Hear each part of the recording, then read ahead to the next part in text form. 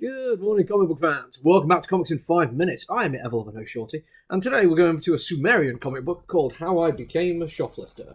An interesting title, at least. It certainly intrigued me, not least because of certain things which may or may not have happened when I was a young boy. Did some terrible things, which I regret instantly. But I'd like it as the concept, because it's the story of, well, the main character and his friend doing lots of petty crime when they were kids. But it's broken down to like various times in their life, and each one will be a chapter of like the crime they did effectively. And I like that. That's a solid form to do it. And the thing that genuinely intrigued me very early on when I first started poking around with this and then started reading it was I have no idea if this is actually a story of stuff that happened to the creator of the comic book, Mr. Tom Brayfogle, or if it's something that he's just made up. That he's using the idea of a past story as a nice narrative device. I mean, we all know that Fargo isn't based on real events, but it's cooler because they claim it is. I like that as a storytelling trope. But I don't know if it is. And I don't kind of want to know. Like, if somebody literally comes into my comments on, like, TikTok or YouTube or Instagram or Twitter or Facebook and tells me that it definitely is or that it definitely isn't, I can choose to carry on ignoring you. Because I like the idea that it leaves it up in the air, because it deals with stuff which is, like, down to earth and also very, very believable, and also some absolutely bat poop crazy stuff which, honestly, is hard to believe could ever happen. And I love that. I love that balance of it.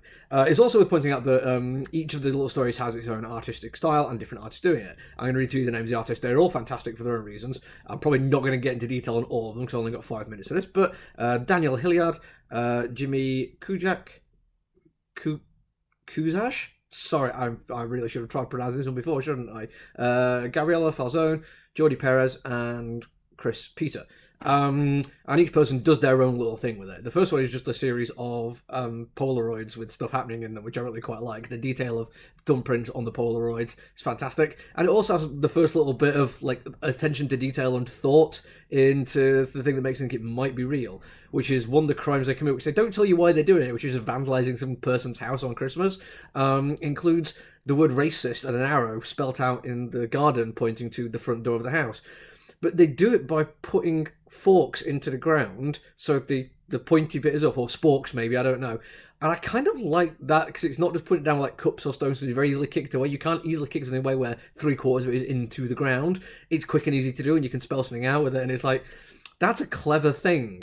That sounds like something that somebody would do if they were thinking about how to do it. And maybe say, oh yeah, maybe this is like an actual thing. That's cool. But then you get a bit of backstory for the main character's best friend. When his parents split up, his mum, seemingly looking for a new lease of life, something to make her own rather than being part of a relationship with a family which she wasn't particularly happy with, becomes a juggalo, or a juggalette, potentially. Very interesting. They never actually name any of the bands. It's the Insane Clown People and Mash Mouth are the two bands that get referenced a lot here. Clearly, we know what they're talking about, but they never actually fully come out with it, which again is funny. I like that. But the best bit about this Juggalo thing is they have this huge, almost splash page or 2-page splash page of a Juggalo encampment. And it's fantastic. The detail in there is brilliant. It's immaculate. There's so much going on there. And the detail in this comic book is one of the big selling points for it. When they want you to get lost in a page, they do it so easily. Well, not easily. There's so much work goes into it. It's probably very hard. But it feels easy because everything is captivating. Everything makes you want to spend an extra few seconds to make sure you've caught all the details. CDs left on the floor outside the cases. The case is right next to my kid's room. Very, very appropriate. Really bad portable colour TV in the corner. The Juggalo encampment, literally some guy passed out on the floor with a woman puking up on him. It's fantastic, but that's not the funniest joke of it, because there's a little panel on that page where it shows the fact that his mum's family really encourages, embraces this lifestyle, and they all become juggalos, and it's a Thanksgiving meal where they're all wearing the face paint and everything. It's fantastic, but it's also so absolutely ludicrous. I cannot believe it would ever happen, and I love that. There's another fantastic little off joke where they show an outside shot of their high school in '97, I think it is, and on the banner board for upcoming events they have Biodome the Musical Friday at 7.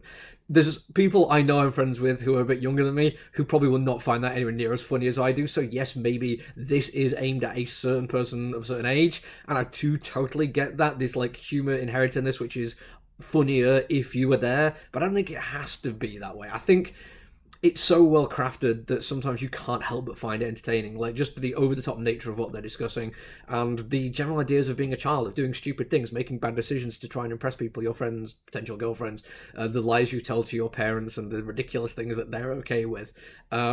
Including like a really odd, heartwarming moment where the parents forgive him for doing something absolutely ridiculous, but on the proviso that he's not actually gay. Yeah, it's the 90s. I'm not saying like I agree with what the concept of what that person was saying, but it feels very appropriate and kind of funny that that's what they were caring about. Genuinely great comic book. I can't wait to read the rest of it. I love the concept of it being different artists for each story, and I want to see how it plays out. And just a reminder, I don't care if it's based on reality or not. I genuinely don't. I think it's fantastic either way. And yes, the artwork, the story, the characters, the writing, everything about it is fantastic. And you should absolutely check this one out. I love it. That's it from me for today, though. I'll be back tomorrow with another review. Until then, look after each other, everyone. Stay safe. Bye.